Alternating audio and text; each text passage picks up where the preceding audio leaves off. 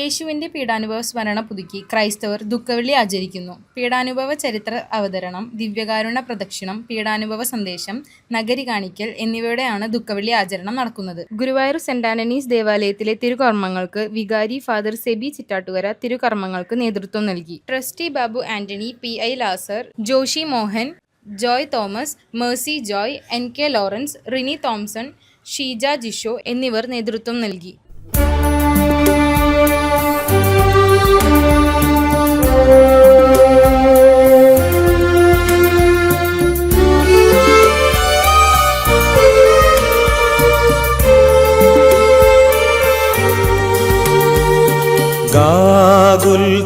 ഗാഗുൽത്താമലയിൽ നിന്നും വിലാപത്തിൻ മാറ്റൊലി കേൾപ്പൂ.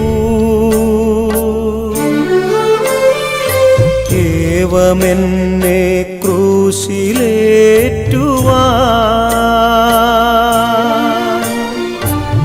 അപരാധമെന്തു ഞാൻ ചെയ്തു. ഗാഗുൽത്താമലയിൽ